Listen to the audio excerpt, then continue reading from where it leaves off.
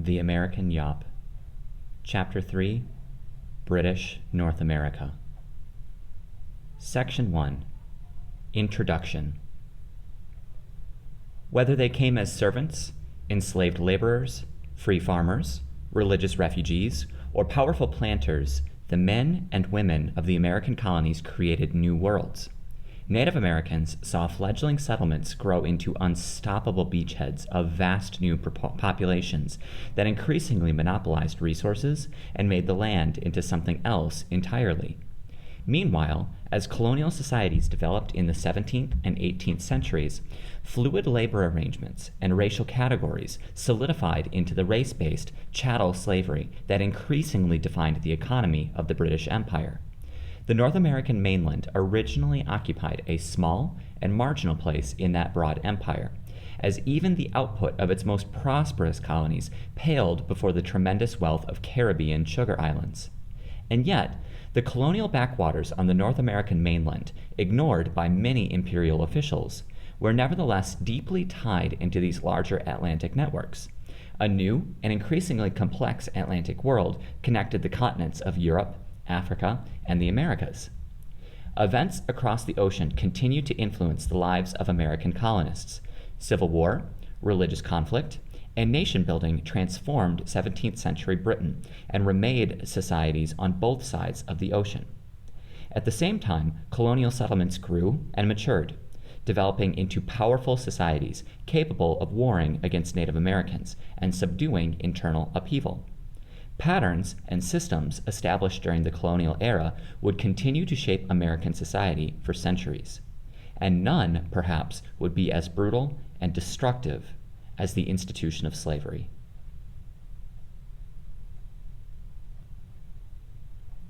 Section 2, Slavery and the Making of Race. After his arrival as a missionary in Charlestown, Carolina in 1706, Reverend Francis Lejeune quickly grew disillusioned by the horrors of American slavery. He met enslaved Africans ravaged by the Middle Passage, Native Americans traveling south to enslave enemy villages, and colonists terrified of invasions from French Louisiana and Spanish Florida. Slavery and death surrounded him. Lejeune's strongest complaints were reserved for his own countrymen, the English. English traders encouraged wars with Native Americans in order to purchase and enslave captives, and planters justified the use of an enslaved workforce by claiming white servants were good for nothing at all. Although the minister thought otherwise and baptized and educated a substantial number of enslaved people, he was unable to overcome enslavers' fears that Christian baptism would lead to slave emancipation. The 1660s marked a turning point for black men and women in English colonies like Virginia in North America and Barbados in the West Indies. New laws gave legal sanction to the enslavement of people of African descent for life. The permanent deprivation of freedom and the separate legal status of enslaved Africans facilitated the maintenance of strict racial barriers. Skin color became more than a superficial difference. It became the marker of a transcendent, all-encompassing division between two distinct peoples, two races, white and black. All 17th century racial thought did not point directly toward modern classifications of racial hierarchy. Captain Thomas Phillips, master of a slave ship in 1694, did not justify his work with any such creed. "I can't think there is any intrinsic value in one color more than another, nor that white is better than black. Only we think it's so because we are so." For Phillips, the profitability of slavery was the only justification he needed. Wars offered the most common means for colonists to acquire enslaved Native Americans. 17th century European legal thought held that enslaving prisoners of war was not only legal, but more merciful than killing the captives outright. After the Pequot War, 1636 to 1637, Massachusetts Bay colonists sold hundreds of Native Americans into slavery in the West Indies. A few years later, Dutch colonists in New Netherland, New York and New Jersey, enslaved Algonquins during both Governor Kieft's War, 1641 to 1645, and the two Esopus Wars, 1659 to 1663. The Dutch sent these war captives to English-settled Bermuda as well as Curaçao, a Dutch plantation colony in the southern Caribbean. An even larger number of enslaved Native Americans were captured during King Philip's War, 1675 to 1676, an uprising against the encroachments of the New England colonies. Hundreds of Native Americans were bound and shipped into slavery. The New England colonists also tried to send enslaved Native Americans to Barbados, but the Barbados Assembly refused to import them for fear that they would encourage rebellion. In the 18th century, wars in Florida, South Carolina, and the Mississippi Valley produced even more enslaved Native Americans. Some wars emerged from contests between Native Americans and colonists for land, while others were manufactured as pretenses for acquiring captives. Some were not wars at all, but merely illegal raids performed by slave traders. Historians estimate that between 24,000 and 51,000 Native Americans were forced into slavery throughout the southern colonies between 1670 and 1715. While some of the enslaved Native Americans remained in the region, many were exported through Charlestown, South Carolina, to other ports in the British Atlantic, most likely to Barbados, Jamaica, and Bermuda. Many of the English colonists who wished to claim land in frontier territories were threatened by the violence inherent in the Native American slave trade. By the 18th century, colonial governments often discouraged the practice, although it never ceased entirely as long as slavery was, in general, a legal institution. Enslaved Native Americans died quickly, mostly from disease, but others were murdered or died from starvation. The demands of growing plantation economies required a more reliable labor force, and the transatlantic slave trade provided such a workforce. European slavers transported millions of Africans across the ocean in a terrifying journey known as the Middle Passage. Writing at the end of the 18th century, Oluda Equiano recalled the fearsomeness of the crew, the filth, and the gloom of the hold, the inadequate provisions allotted for the captives, and the desperation that drove some enslaved people to suicide. Equiano claimed to have been born in Ingbolad in modern Nigeria, but he may have been born in colonial South Carolina, where he collected memories of the Middle Passage from African-born enslaved people. In the same time period, Alexander Falconbridge, a slave ship surgeon, described the sufferings of enslaved Africans from shipboard infections and close quarters in the hold. Dysentery, known as the bloody flux, left captives lying in pools of excrement. Chained in small spaces in the hold, enslaved people could lose so much skin and flesh from chafing against metal and timber that their bones protruded. Other sources detailed rapes, whippings, and diseases like smallpox and conjunctivitis aboard the slave ships. Middle had various meanings in the Atlantic slave trade.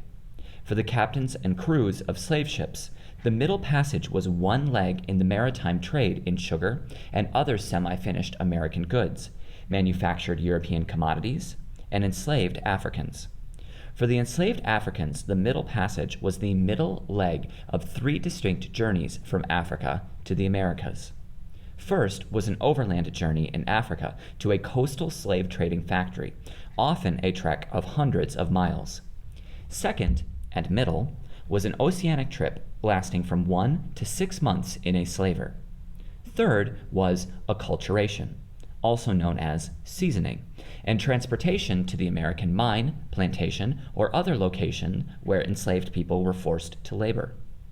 The impact of the Middle Passage on the cultures of the Americas remains evident today.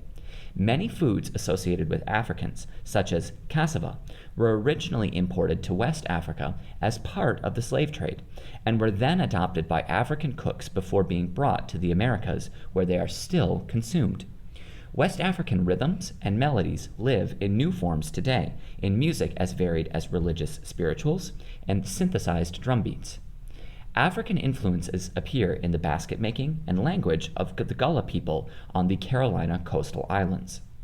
Recent estimates count between 11 and 12 million Africans forced across the Atlantic between the 16th and 19th centuries, with about 2 million deaths at sea, as well as an additional several million dying in the trade's overland African leg or during seasoning.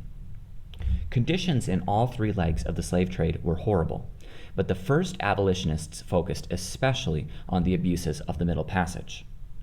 Southern European trading empires like the Catalans and the Aragonese were brought into contact with Levantine commerce in sugar and enslaved laborers in the 14th and 15th centuries. Europeans made the first steps toward an Atlantic slave trade in the 1440s, when Portuguese sailors landed in West Africa in search of gold, spices, and allies against the Muslims who dominated the Mediterranean trade. Beginning in the 1440s, ship captains carried enslaved Africans to Portugal. These Africans were valued primarily as domestic servants, as peasants provided the primary agricultural labor force in Western Europe. European expansion into the Americas introduced both settlers and European authorities to a new situation: an abundance of land and a scarcity of labor. Portuguese, Dutch, and English ships became the conduits for Africans forced to America. The western coast of Africa, the Gulf of Guinea, and the west central coast were the sources of African captives. Wars of expansion and raiding parties produced captives who could be sold in coastal factories. African slave traders bartered for European finished goods such as beads, cloth, rum, firearms, and metal wares. Slavers often landed in the British West Indies, where enslaved laborers were seasoned in places like Barbados. Charleston, South Carolina, became the leading entry point for the slave trade on the mainland. The founding of Charleston, known as Charlestown until the 1780s, in 1760 was viewed as a serious threat by the Spanish in neighboring Florida, who began construction of Castillo de San Marcos in St. Augustine as a response.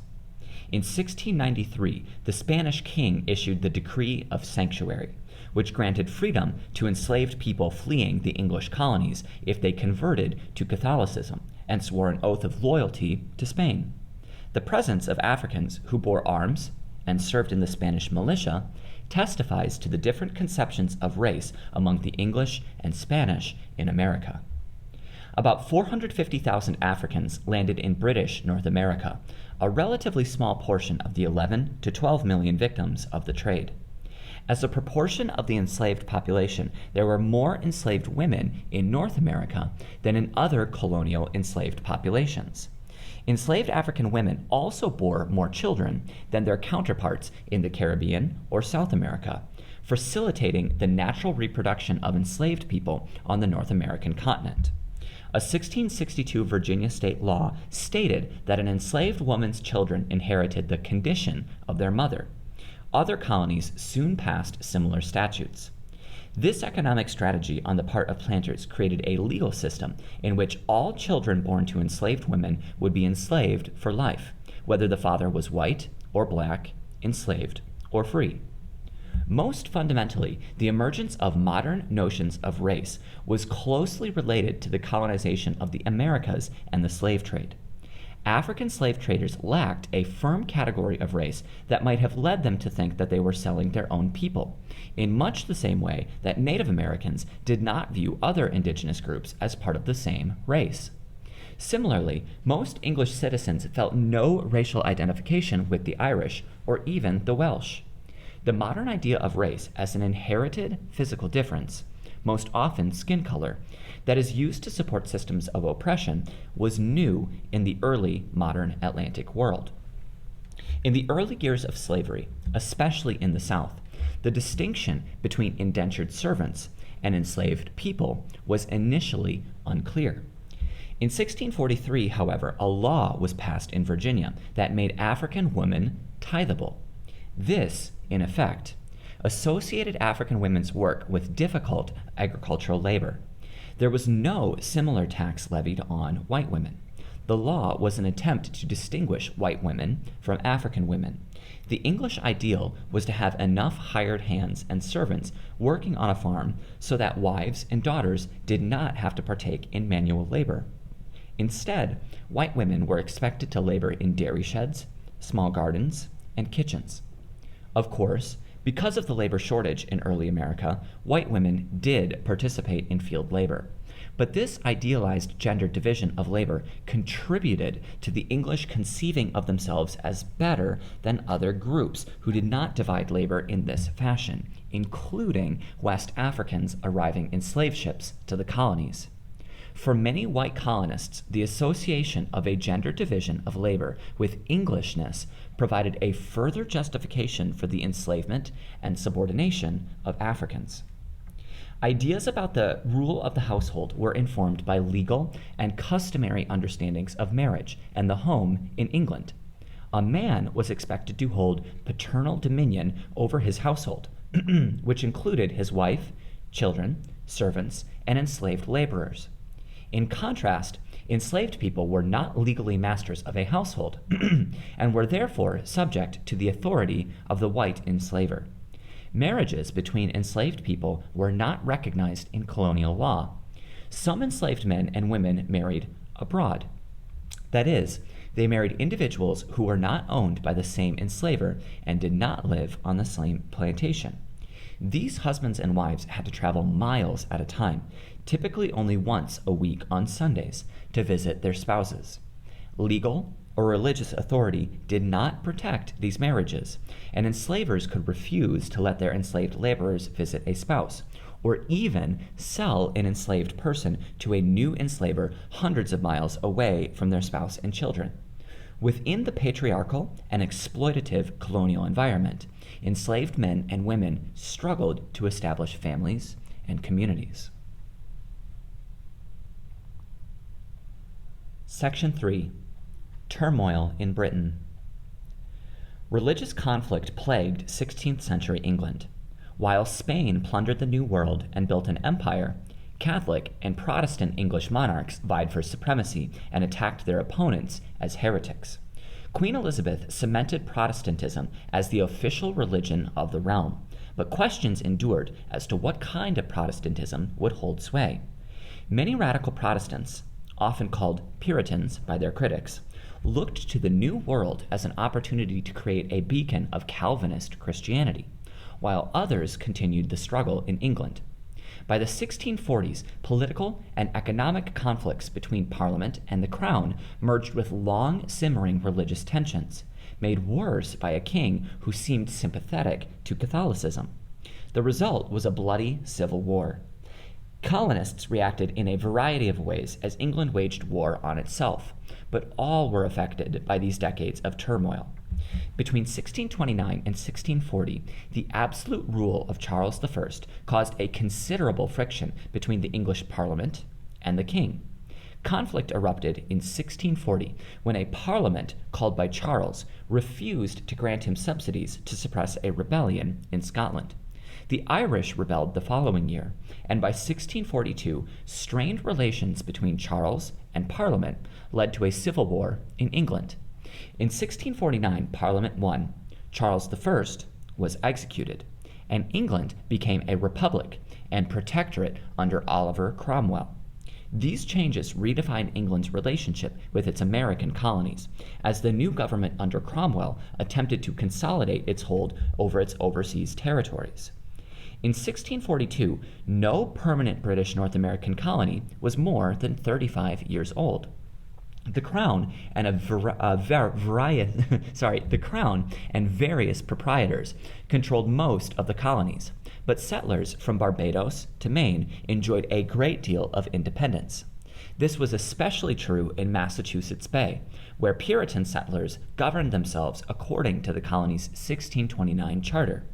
Trade in tobacco and naval stores tied the colonies to England economically, as did religion and political culture. But in general, the English government left the colonies to their own devices. The English Revolution of the 1640s forced settlers in America to reconsider their place within the empire. Older colonies, like Virginia, and proprietary colonies, like Maryland, sympathized with the Crown. Newer colonies, like Massachusetts Bay, populated by religious dissenters taking part in the Great Migration of the 1630s, tended to favor Parliament. Yet during the war, the colonies remained neutral, fearing that support for either side could involve them in war. Even Massachusetts Bay, which nurtured ties to radical Protestants in Parliament, remained neutral. Charles's execution in 1649 challenged American neutrality. 6 colonies, including Virginia and Barbados, declared allegiance to the dead monarch's son, Charles II. Parliament responded with an act in 1650 that leveled an economic embargo on the rebelling colonies, forcing them to accept Parliament's authority.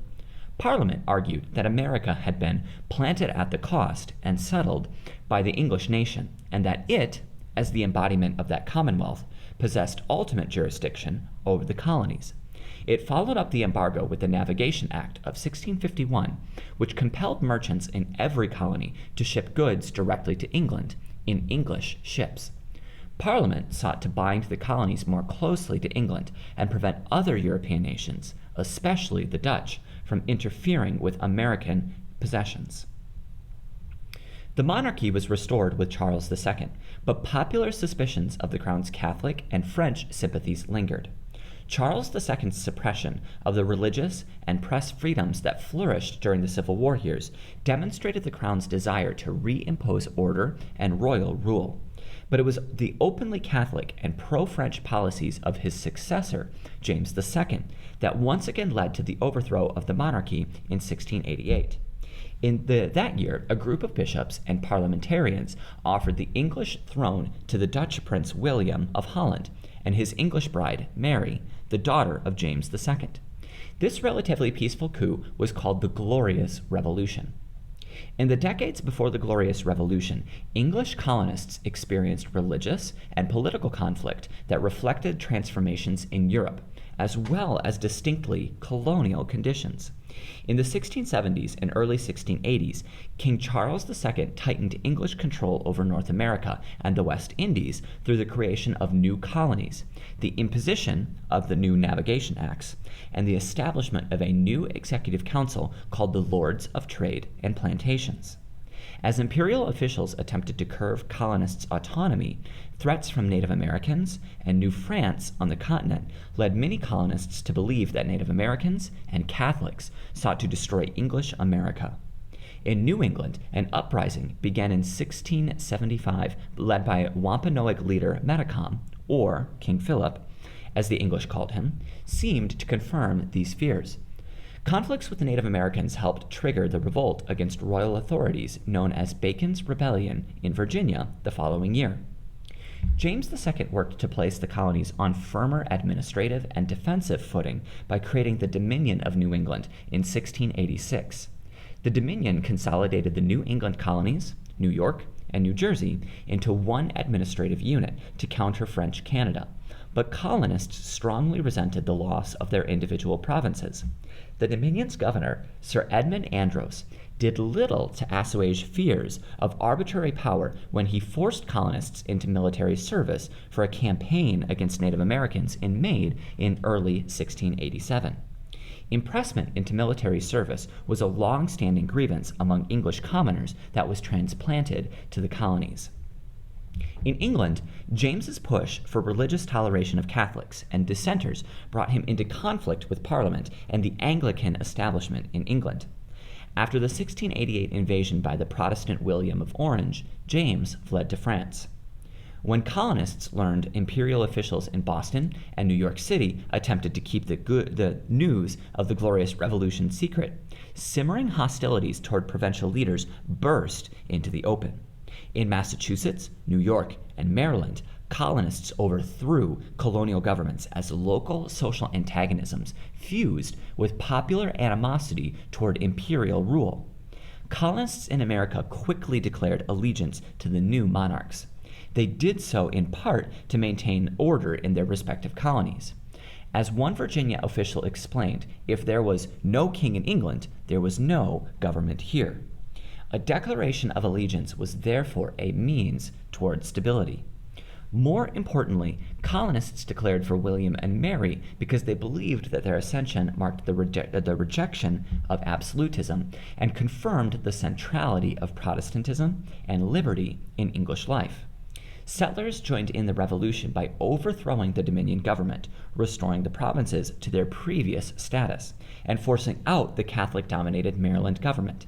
They launched several assaults against French Canada as part of King William's War, and rejoiced in Parliament's 1689 passage of a Bill of Rights, which curtailed the power of the monarchy and cemented Protestantism in England. For English colonists, it was indeed a glorious revolution, as it united them in a Protestant empire that stood counter to Catholic tyranny, absolutism, and French power.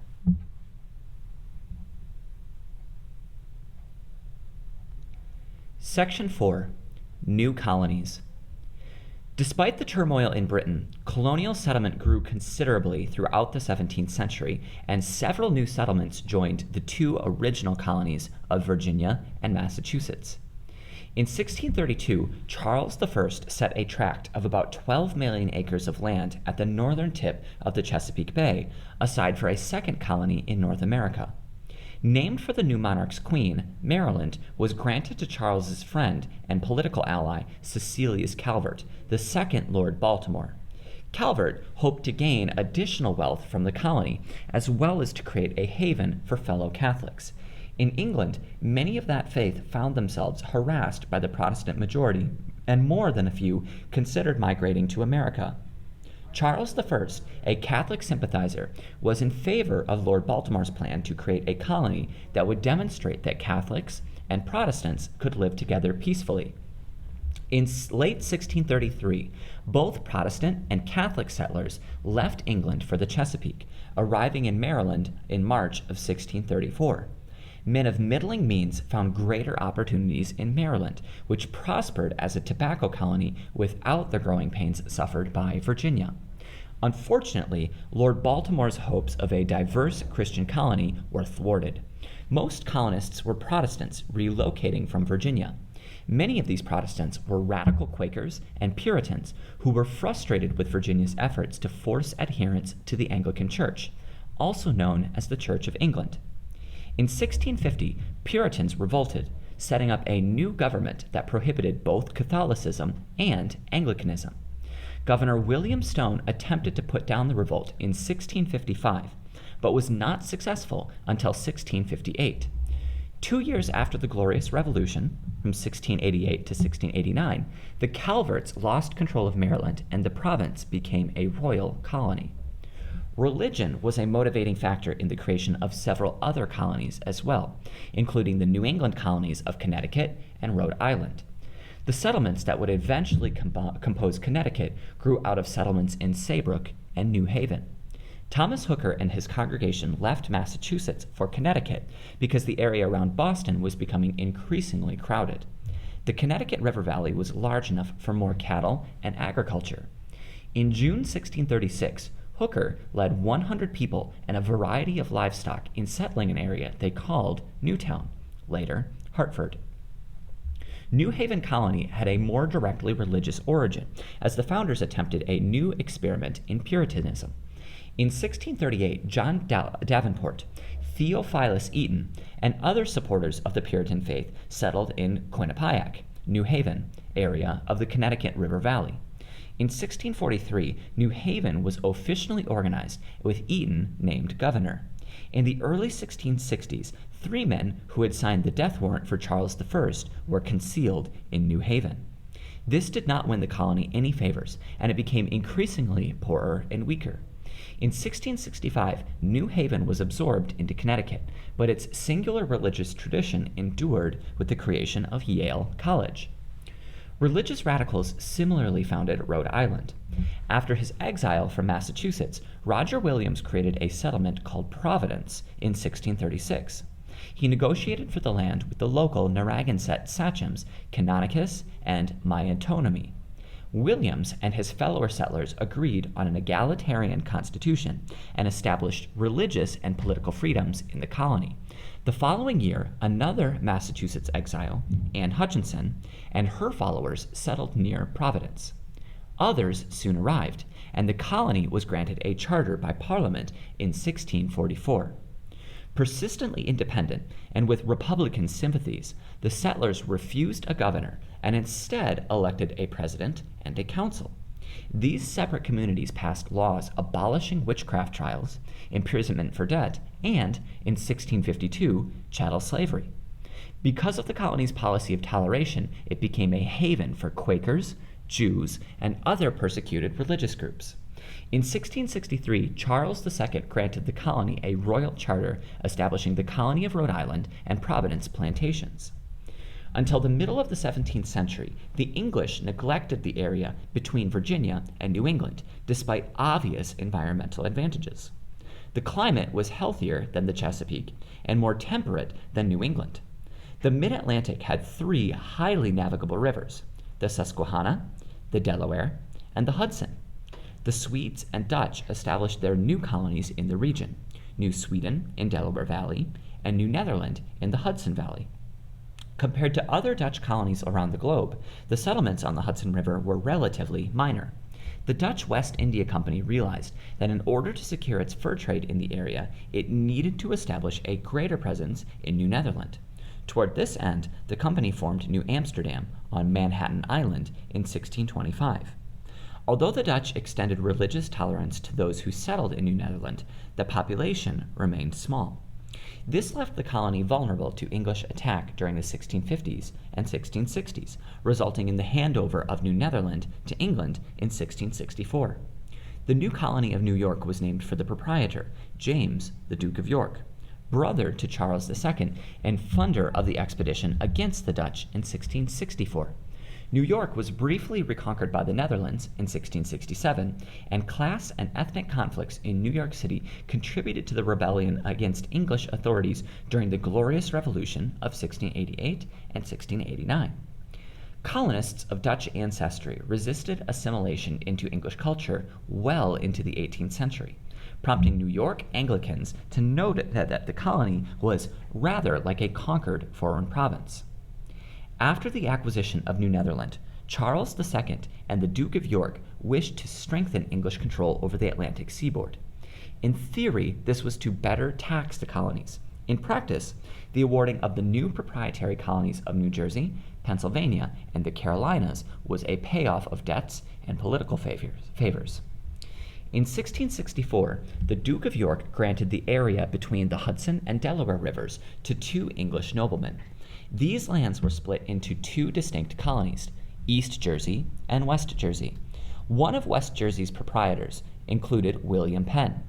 The ambitious Penn wanted his own larger colony, the lands for which would be granted by both Charles II and the Duke of York. Pennsylvania consisted of about 45,000 square miles west of the Delaware River and the former New Sweden. Penn was a member of the Society of Friends, otherwise known as Quakers, and he intended his colony to be a colony of heaven for the children of light. Like New England's aspirations to be a city upon a hill, Pennsylvania was to be an example of godliness. But Penn's dream was to create not a colony of unity, but rather a colony of harmony. He noted in 1685 that the people are a collection of diverse nations in Europe, as French, Dutch, Germans, Swedes, Danes, Finns, Scotch, and English, and all of the last equal to all the rest. Because Quakers in Pennsylvania extended to others in America the same rights they demanded for themselves in England, the colony attracted a diverse collection of migrants. Slavery was particularly troublesome for some pacifist Quakers of Pennsylvania on the grounds that it required violence. In 1688, members of the Society of Friends in Germantown, outside Philadelphia, signed a petition protesting the institution of slavery among fellow Quakers. The Pennsylvania soil did not lend itself to the slave-based agriculture of the Chesapeake, but other colonies depended heavily on slavery from their very first foundations. The creation of the colony of Carolina, later divided into North and South Carolina and Georgia, was part of Charles II's scheme to strengthen the English hold on the eastern seaboard and pay off political and cash debts. The Lords Proprietor of Carolina, 8 powerful favorites of the king, used the model of colonization of Barbados to settle the area. In 1670, 3 ships of colonists from Barbados arrived at the mouth of the Ashley River, where they founded Charlestown. This defiance of Spanish claims to the area signified England's growing confidence as a colonial power. To attract colonists, the Lords Proprietor offered alluring incentives: religious tolerance, political representation by assembly, exemption from fees, and large land grants. These incentives worked, and Carolina grew quickly, attracting not only middling farmers and artisans, but also wealthy planters. Colonists who could pay their own way to Carolina were granted 150 acres per family member. The Lords Proprietor allowed for enslaved people to be counted as members of the family. This encouraged the creation of large rice and indigo plantations along the coast of Carolina. These were more stable commodities than deerskins and enslaved Native Americans. Because of the size of Carolina, the authority of the Lords Proprietor was especially weak in the northern reaches on the Albemarle Sound. This region had been settled by Virginians in the 1650s and was increasingly resistant to North Carolina authority. As a result, the Lords Proprietor founded the separate province of North Carolina in 1691.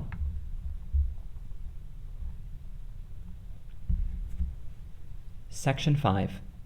Riot, Rebellion, and Revolt. The 17th century saw the establishment and solidification of the British North American colonies, but this process did not occur peacefully. English settlements on the continent were rocked by explosions of violence, including the Pequot War, the Mystic Massacre, King Philip's War, the Susquehannock War, Bacon's Rebellion, and the Pueblo Revolt. In May 1637, an armed contingent of English Puritans from Massachusetts Bay, Plymouth, and Connecticut colonies trekked into Native American territory that was claimed by New England. Referring to themselves as the Sword of the Lord, this military force intended to attack that insolent and barbarous nation called the Pequots. In the resulting violence, Puritans put the Mystic community to the torch, beginning with the north and south ends of the town. As Pequot men, women, and children tried to escape the blaze, other soldiers waited with swords and guns. One commander estimated that of the 400 souls in this fort, not above 5 of them escaped out of our hands, although another counted near 600 or 700 dead. In a span of less than 2 months, the English Puritans boasted that the Pequot were drove out of their country and slain by the sword to the number of 1,500. The foundations of the war lay within the rivalry between the Pequot, the Narragansett, and the Mohegan, who battled for control of the fur and wampum trades in the Northeast. This rivalry eventually forced the English and Dutch to choose sides. The war remained a conflict of native interests and initiative, especially as the Mohegan hedged their bets on the English and reaped the rewards that came with displacing the Pequot. Victory over the Pequot not only provided security and stability for the English colonies, but also propelled the Mohegan to new heights of political and economic influence as the primary power in New England. Ironically, history seemingly repeated itself later in the century, as the Mohegan, desperate for a remedy to their diminishing strength, joined the Wampanoag War against the Puritans. This produced a more violent conflict in 1675, known as King Philip's War, bringing a decisive end to Native American power in New England. In the winter of 1675, the body of John Sassaman, a Christian, Harvard-educated Wampanoag, was found under the ice of a nearby pond. A fellow Christian Native Americans informed English authorities that 3 warriors under the local sachem named Metacom, known to the English as King Philip, had killed Sassaman, who had previously accused Metacom of planning an offensive against the English. The 3 alleged killers appeared before the Plymouth court in June 1675. They were found guilty of murder and executed. Several weeks later, a group of Wampanoags killed 9 English colonists in the town of Swansea. Metacom, like most other English sachems, had entered into covenants of submission to various colonies, viewing the arrangement as relationships of protection and reciprocity rather than subjugation. Native Americans and the English lived, traded, worshipped, and arbitrated disputes in close proximity before 1675. But the execution of 3 of Metacom's men at the hand of Plymouth Colony epitomized what many Native Americans viewed as the growing inequality of that relationship. The Wampanoags who attacked Swansea may have sought to restore balance or to retaliate for the recent executions. Neither they nor anyone else sought to engulf all of New England in war, but that is precisely what happened. Authorities in Plymouth sprang into action, enlisting help from the neighboring colonies of Connecticut and Massachusetts. Matacom and his followers eluded colonial forces in the summer of 1675, striking more Plymouth towns as they moved northwest. Some groups joined his forces, while others remained neutral or supported the English. The war badly divided some indigenous communities. Matacom himself had little control over events as panic and violence spread through New England in the autumn of 1675. English mistrust of neutral Native Americans, sometimes accompanied by demands that they surrender their weapons, pushed many into open war. By the end of 1675, most of the Native Americans of present-day western and central Massachusetts had entered the war, laying waste to nearby English towns like Deerfield, Hadley, and Brookfield. Hapless colonial forces, spurning the military assistance of allies such as the Mohegans, proved unable to locate more mobile native communities or intercept attacks. The English compounded their problems by attacking the powerful and neutral Narragansett of Rhode Island in December 1675. In an action called the Great Swamp Fight, 1,000 Englishmen put the main Narragansett village to the torch, gunning down as many as 1,000 Narragansett men, women, and children as they fled the maelstrom. The surviving Narragansett joined those already fighting the English. Between February and April 1676, native forces devastated a succession of English towns closer and closer to Boston.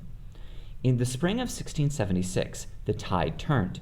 New England colonies took the advice of men like Benjamin Church, who urged the greater use of native allies, including Pequot and Mohegan, to find and fight the mobile warriors.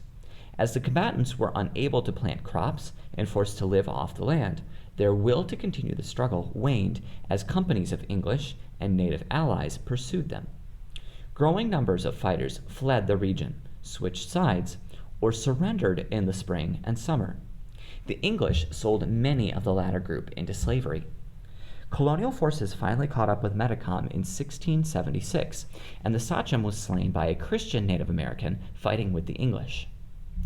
The war permanently altered the political and demographic landscape of New England.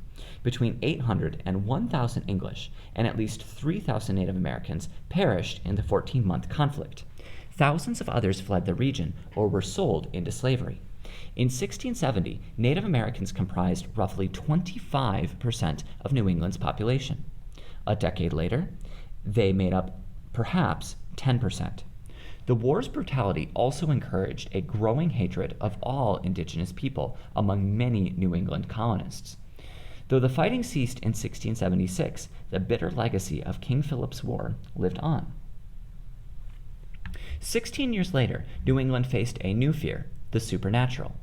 Beginning in early 1692 and culminating in 1693, Salem Town, Salem Village, Ipswich, and Andover all tried women and men as witches. Paranoia swept throughout the region, and 14 women and 6 men were executed. 5 other individuals died in prison. The causes of the trials are numerous and include local rivalries, political turmoil, enduring trauma of war, faulty legal procedure where accusing others became a method of self-defense, or perhaps even low-level environmental contamination. Enduring tensions with Native people framed the events, however, and a Native American or African woman named Tituba, enslaved by the local minister, was at the center of the tragedy. Native American communities in Virginia had already been decimated by wars in 1622 and 1644. But a new clash arose in Virginia the same year that New Englanders crushed Matacom's forces. This conflict, known as Bacon's Rebellion, grew out of tensions between Native Americans and English settlers, as well as tensions between wealthy English landowners and the poor settlers who continually pushed west into territory controlled by Native Americans. Bacon's Rebellion, appropriately enough, with an argument over a pig, in the summer of 1675, a group of Doeg people visited Thomas Matthew on his plantation in Northern Virginia to collect a debt that he owed them. When Matthew refused to pay, they took some of his pigs to settle the debt. This theft sparked a series of raids and counter-raids. The Susquehannock people were caught in the crossfire when the militia mistook them for Doegs, leaving 14 dead. A similar pattern of escalating violence then repeated. The Susquehannocks retaliated by killing colonists in Virginia and Maryland, and the English marshaled their forces and laid siege to the Susquehannock. The conflict became uglier after a militia executed a delegation of Susquehannock ambassadors under a flag of truce. A few parties of warriors intent on revenge launched raids along the frontier and killed dozens of English colonists. The sudden and unpredictable violence of the Susquehannock War triggered a political crisis in Virginia. Panicked colonists fled en masse from the vulnerable frontiers, flooding into coastal communities and begging the government for help. But the cautious governor, Sir William Berkeley, did not send an army after the Susquehannock. He worried that a full-scale war would inevitably drag other Native Americans into the conflict, turning allies into deadly enemies. Berkeley, therefore, insisted on a defensive strategy, centering on a string of new fortifications to protect the frontier and strict instructions not to antagonize friendly Native people. It was a sound military policy, but a public relations disaster. Terrified colonists condemned Berkeley. Building contracts for the forts went to Berkeley's famous friends, who conveniently decided that their own plantations were the most strategically vital. Colonists denounced the government as corrupt band of oligarchs more interested in lining their pockets than protecting the people. By the spring of 1676, a small group of frontier colonists took matters into their own hands. Naming the charismatic young Nathaniel Bacon as their leader, these self-styled volunteers proclaimed that they took up arms in defense of their homes and families. They took pains to assure Berkeley that they intended no disloyalty, but Berkeley feared a coup and branded the volunteers as traitors. Berkeley finally mobilized an army, not to pursue the Susquehannock, but to crush the colonists' rebellion. His drastic response catapulted a small band of vigilantes into a full-fledged rebel group whose survival necessitated bringing down the colonial government. Bacon and the rebels stalked the Susquehannock as well as the friendly Native Americans like the Pamunkeys and the Occaneechi. The rebels became convinced that there was a massive Native American conspiracy to destroy the English. Berkeley's stubborn persistence in defending the natives and destroying the rebels led Bacon to accuse the governor of conspiring with a powerful cabal of elite planters and with the protected and darling Indians to conquer his English enemies. In the summer of 1676, Bacon's neighbors elected him their Burgess and sent him to Jamestown to confront Berkeley.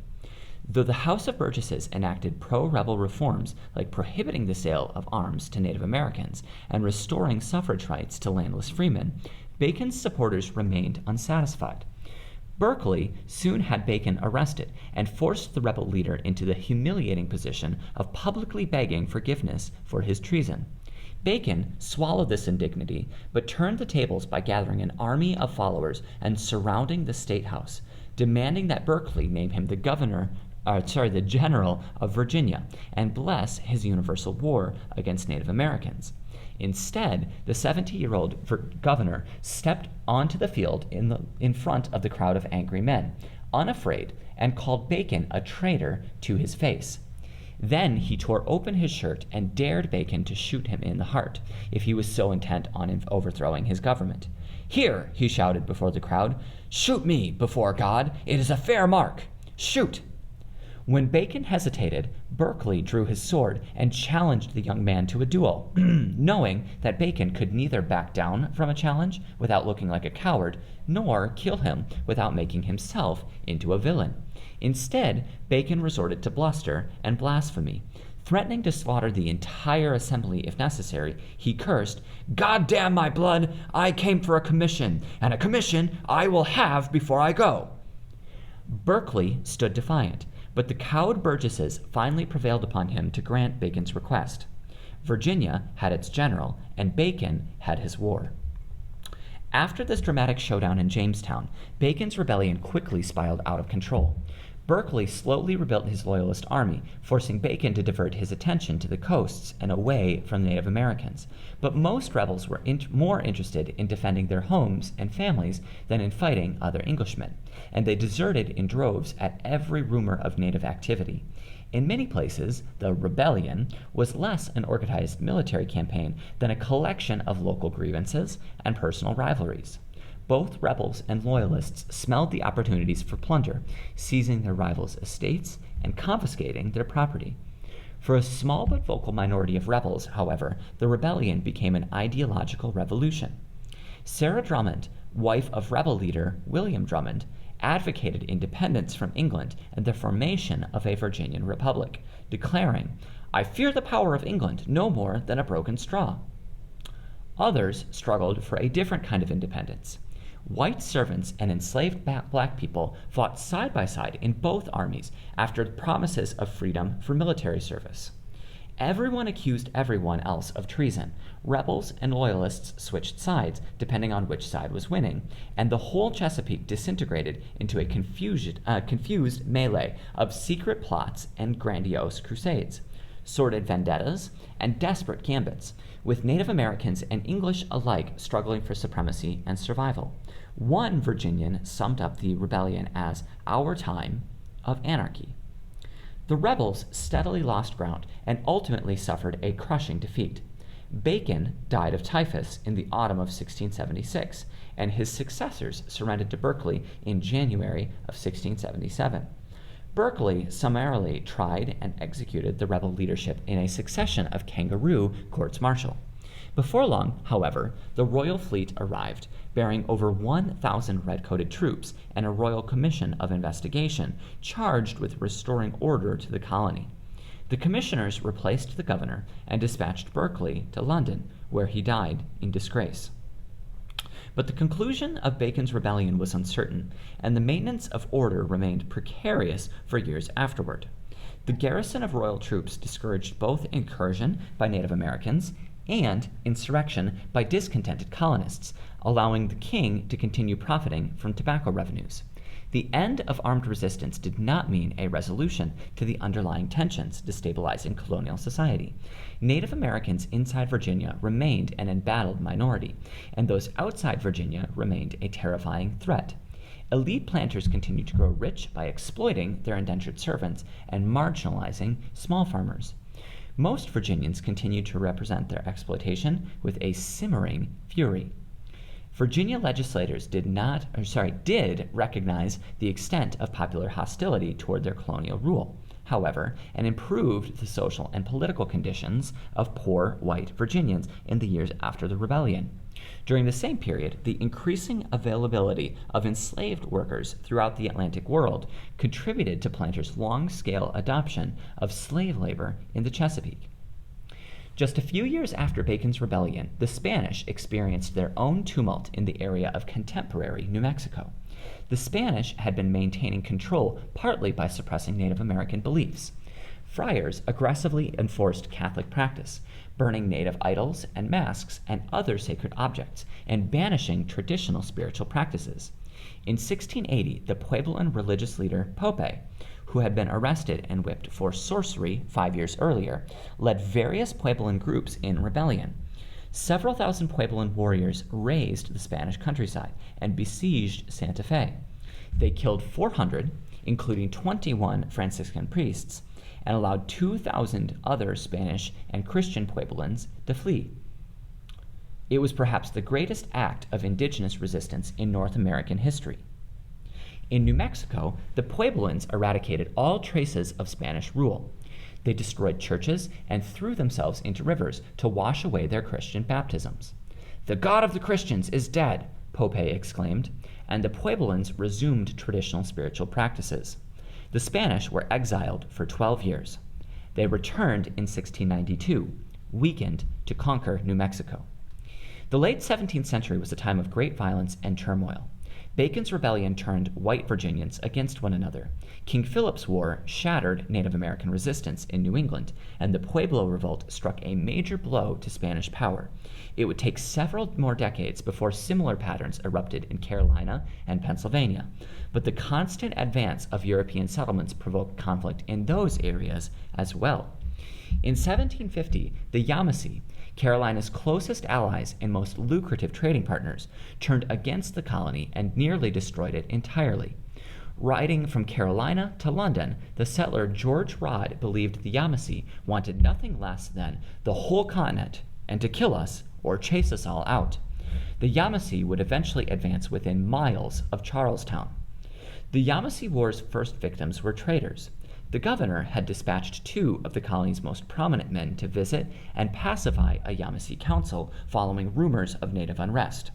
The Yamasee quickly proved all the fears were well-founded by killing the emissaries and every English trader they could corral. The Yamasee, like many other Native Americans, had come to depend on English courts as much as the flintlock rifles and ammunition that traders offered them for enslaved laborers and animal skins. Feuds between English agents had crippled the court of trade and shut down all diplomacy, provoking the violent Yamasee reprisal. Most villages in the southeast sent at least a few warriors to join what quickly became a cause against the colony and united various Native American peoples. Yet, Charlestown ultimately survived the onslaught by preserving one crucial alliance with the Cherokee. By 1717, the conflict had largely dried up. The only remaining menace was roaming Yamasee bands operating from Spanish Florida. Most Native American villages returned to terms with Carolina and resumed trading.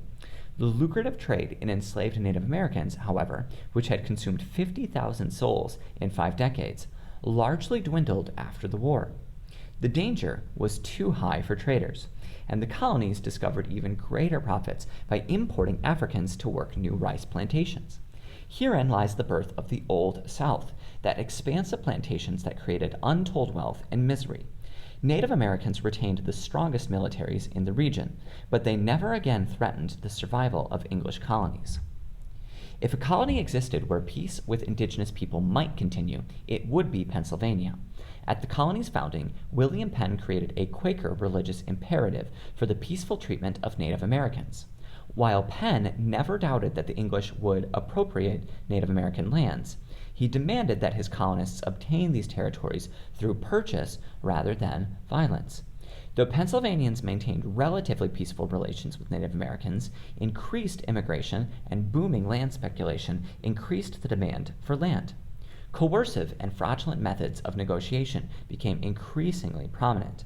The walking purchase of 1737 was emblematic of both colonists' desire for cheap land and the changing relationship between Pennsylvania and their native neighbors. Through a treaty negotiation in 1737, native Delaware leaders agreed to sell Pennsylvania all of the land that a man could walk in a day and a half, a common measurement used by Delawares in evaluating distances. John and Thomas Penn, joined by the land speculator and longtime friend of the Penns, James Logan, hired a team of skilled runners to complete the walk on a prepared trail. The runners traveled from Wrightstown to the present-day town of Jim Thorpe, and proprietary officials then drew the new boundary line perpendicular to the runners' route, extending northeast to the Delaware River. The colonial government thus measured out a tract much larger than the Delaware had originally intended to sell, roughly 1,200 square miles. As a result, Delaware proprietary relations suffered. Many Delaware left the lands in question and migrated westward toward Shawnee and other Delaware already living in the Ohio Valley. There, they established diplomatic and trade relationships with the French. Memories of the suspect purchase endured into the 1750s and became a chief point of contention between the Pennsylvanian government and the Delaware during the upcoming 7 Years' War. Section 6. Conclusion. The 17th century saw the creation and maturation of Britain's North American colonies. Colonists warred against unforgiving climates, imperial intrigue, and Native Americans. They did so largely through ruthless expressions of power. colonists attacked Native Americans, provoked European rivals, and joined a highly lucrative transatlantic economy rooted in slavery. After surviving a century of desperation and war, British North American colonists fashioned increasingly complex societies with unique religious cultures, economic ties, and political traditions. These societies would come to shape not only North America, but soon the entirety of the Atlantic world.